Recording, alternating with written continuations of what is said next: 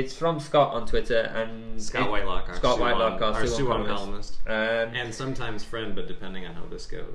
No, I think this is a good question from him, and I think he's along the similar lines of thought here. Does Kim Shin-wook deserve all the criticism he receives when he puts on that red shirt? Now, to me, there's multiple levels of this, because considered criticism is welcome on any player. If there's a player that you think is not playing well, you should be able to criticise him. I agree fully with that. But there's people on comments, on Naver, on comments on other Korean football blogs, on comments on our Facebook page as well, just genuinely rooting for him to be injured or rooting for him to fail. Like, I hope he proves how bad he is at this World Cup, because by doing that, you're hoping he fails at the expense of your side, so you are right, which is just selfish. And to be honest, it's not football. You call yourself a football fan and you're thinking of that. As England fans, we probably weren't a big supporter of Rooney being in the last major competition, but when he puts on that England shirt, you want him to play well. You don't actively root for somebody to do badly.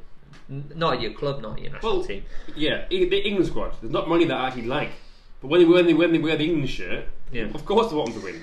But in terms of the constructive criticism, constructive comments, they are very welcome, and there are some genuine concerns about Kim Shin-wook's inclusion, and this mainly comes up with his reliability in front of European sides. He doesn't score many goals against sides outside of Asia, but what he does bring to the table is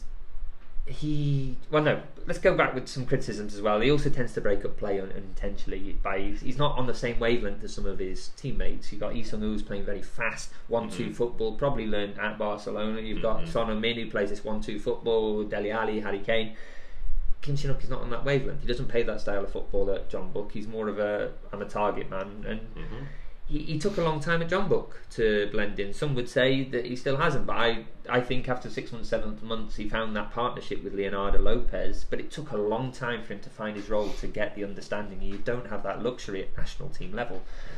And a lot feel that Seok Hyun-jun deserved his play, which I agree. Seok Hyun-jun should have been called up from the reserve list, and if we had Seok Hyun-jun and Kim Shin-wook both in that 28-man squad, we could have made a fair comparison.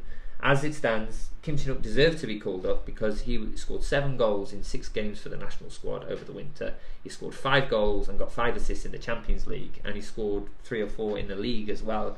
He's in form. You can't not pick him. We go on about discarding players who are out of form, but if Kim Shin-wook is in form, he should be in this squad. I'll let you stop me for a minute before I'll go on to the positives in a minute. No, I think, and I've said this so many times before, and I would say it again. He offers something different. He offers a different option off of the bench. He changes the way that defenders are going to have to play the game. So Kyung-jun doesn't do that. He doesn't do it in the same way. Yes, he's a talent. I could not agree more. He should have been called in. But does he offer enough different from Lee Sung-woo? Does he offer enough different from Hwang Chan-hee? Kim Shin-wook is completely different to anybody in the squad. Right. And you have this argument that he's on the same wavelength as other players in one sense, but you don't take a tractor to the Grand Prix, do you? He has a purpose. He has his style of play, and he's going to be a plan B. But then again, like I said earlier, against Germany, when that will be a plan B, because you're not going to try and beat Germany by outplaying them playing football. You have him as the target man. You have him somebody as a focal point. Those are his strengths. I'm not saying that I'm his biggest fan, but he should be in the squad because he has got qualities that other players don't. I also think an agent of chaos. Yeah. Yes, absolutely. But he's reportedly a positive influence in that dressing room. And as we've got No Yong-kyun and Igono, he's actually one of the older players there who's got all these final experiences and won the league and stuff. He's actually become more of an elder statesman in that dressing room, and he's a nice guy by all accounts. Seems very professional. He's money dives. Well, that's what I was actually going to come to. Okay. Because what we've seen in this is a really far stretch, and I was going to leave this right till the end. But Shin Tae-yong has said, this was in Yonhap News reported yesterday, Shin Tae-yong has been preparing set pieces, and that's how he feels he's going to beat Sweden. I don't know whether it's Hope the right. they've been practicing them more than they did in the warm-ups. Then.